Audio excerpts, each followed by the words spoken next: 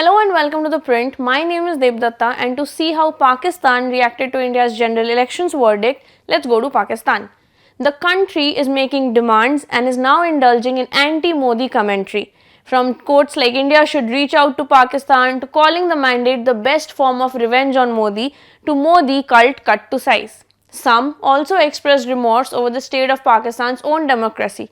National newspaper Dawn in its editorial wrote, and I quote, "Once the dust settles in Delhi and the BJP forms the next government, we hope that Narendra Modi reviews his foreign policy. India should reach out to Pakistan and the state should respond positively to any Indian overtures. Naturally, rebuilding trust will take time, but long-term peace in South Asia is impossible without better Pakistan-India ties."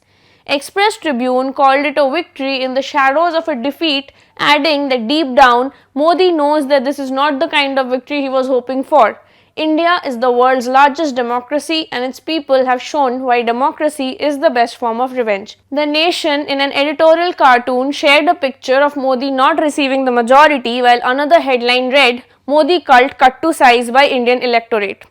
Speaking at a TV Today broadcast, journalist Ghulam Abbas Shah called it the most interesting elections in India post 2004.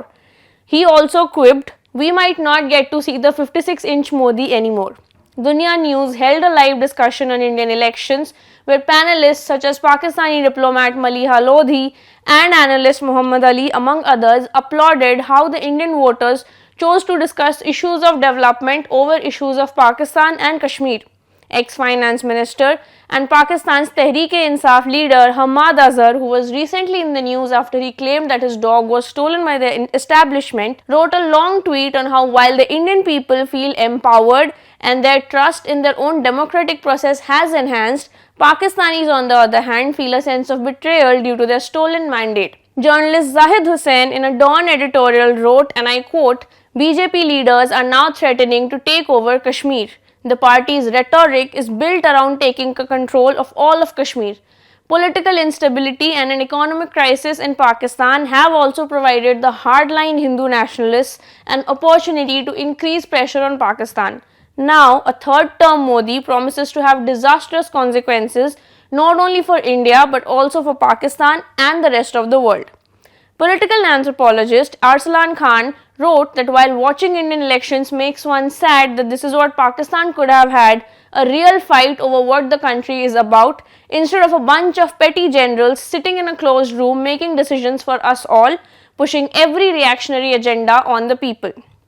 Amid all of this, however, it was YouTuber Dhruv Rathi who stole the spotlight in Pakistan, even as political commentators, journalists, activists, and social media users rallied in praise of how he changed the narrative of Indian elections. It all started with one ex-user noting how Rathi was instrumental in changing the fate of the elections, adding, "Aur hamare naseeb mein Imran Riaz hai." While some applauded his outspokenness, others viewed his perspective with skepticism, which highlighted divergent opinions on issues of nationalism, democracy, and governance in Pakistan. Videos of Rathi criticizing former Pakistan Prime Minister Imran Khan's 2018 campaign, calling it a jingoistic nationalism campaign, went viral too and soon started a social media discourse. It became a debate of whether Rathi would have supported Imran Khan or not. When Hum News anchor Asma Shirazi tweeted that he was the only opposition when no one was speaking against the regime or the Indian government, one user commented below it saying, "This is like Hitler praising Mandela." Another Twitter user said that if any journalist had said this about Imran Khan in Pakistan, he would have been called a Patwari, Jiyala, or even a military tout by the same bunch. Dhruv Rathi looks good when he is across the border, but within the country we are happier with Sabir Shakir, Gharida Farooqi, and Imran Riaz. Another said that Dhruv Rathi in his video warns of India becoming a dictatorship soon, while Pakistan is already a dictatorship and your party is the face of it. Dhruv Rathi would be the last person who will support military-backed parties like PMLN and PPP.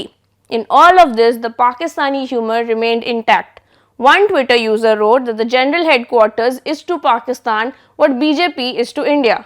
Big upset in both countries. Even Samajwadi Party leader Akhilesh Yadav entered the discourse when one user shared a picture of him with his party's flag alongside a picture of Imran Khan under a PTI banner and wrote, I believe in red and green supremacy. Singer Ali Sethi too joined in the fun when he posted a look-alike of one of the candidates in India and wrote, "Apparently, I lost some votes in India."